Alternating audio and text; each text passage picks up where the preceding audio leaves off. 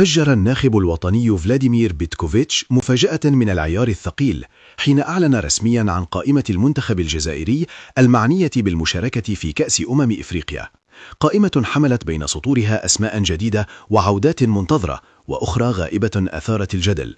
في هذا التقرير نأخذكم لاكتشاف كل التفاصيل حول اختيارات بيتكوفيتش. شاهد معنا التفاصيل. وقبل أن نبدأ بعرض هذا الفيديو لا تنسوا الإعجاب بالفيديو والاشتراك في القناة وتفعيل الجرس ليوصلكم كل جديد.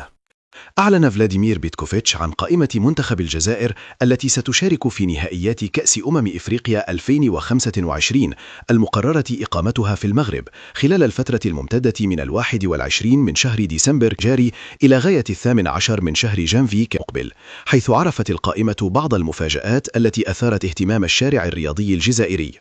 وكشف المدرب السويسري عن قائمة تضم 28 لاعبا، وذلك خلال مؤتمر صحفي نظم اليوم السبت قبل 11 يوما من موعد أول مباراة في دور المجموعات من البطولة الإفريقية أمام منتخب السودان، علما أن الخضر سينافسون ضمن المجموعة الخامسة إلى جانب منتخبي غينيا الاستوائية وبوركينا فاسو. ولم تحمل قائمة منتخب الجزائر مفاجآت عديدة باستثناء استدعاء الثنائي عادل بولبينا ورضوان بركان اللذين أنهيا مشاركتهما مؤخرا مع المنتخب الرديف في كأس العرب، حيث قدما مستويات لافتة ونجح في جذب انتباه بيتكوفيتش الذي لم يتردد في منحهما فرصة الظهور الأول مع المنتخب الأول، إلى جانب تسجيل عودة الحارس أنتوني ماندريا. وفي حراسة المرمى عرفت القائمة غياب حارس مولودية الجزائر أليكسيس قندوز كما كان متوقعا بسبب معاناته من إصابة عضلية تعرض لها خلال المباراة الأخيرة لفريقه، وهو ما دفع المدرب إلى الاستعانة بحارس نادي كان الفرنسي أنتوني ماندريا في خطوة فاجأت المتابعين، خاصة وأن الحارس ينشط في الدرجة الثالثة الفرنسية وكان خارج حسابات المعسكرات الأخيرة.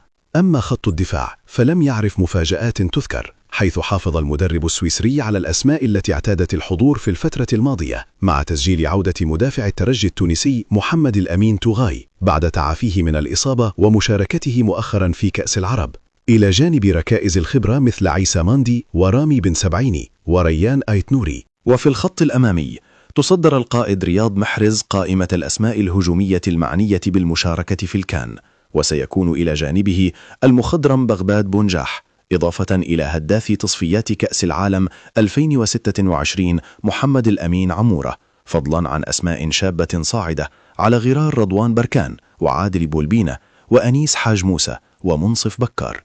وسنعرض لكم الآن قائمة منتخب الجزائر لكأس إفريقيا 2025. حراسة المرمى لوكا زيدان، أسامة بن بوت، أنطوني ماندريا. خط الدفاع عيسى ماندي، يوسف عطال، رامي بن سبعيني، سمير شرقي، زين الدين بالعيد، ريان آيت نوري، جوان حجام، رفيق بالغالي، مهدي دورفال، محمد الأمين توغاي. خط الوسط هشام بوداوي، إسماعيل بن ناصر، رامي الزروقي، إبراهيم مازا، حسام عوار، آدم زرقان، إيلان قبال، فارس شايبي. خط الهجوم رياض محرز، أنيس حاج موسى، محمد الأمين عمورة، بغداد بونجاح، منصف بكار، رضوان بركان، عادل بولبينا. في الختام، ما رأيكم في هذه القائمة؟ ومن هي الأسماء التي ترونها أنها كانت تستحق الاستدعاء ولم يمنحها بيتكوفيتش الفرصة؟ شاركونا آرائكم في التعليقات.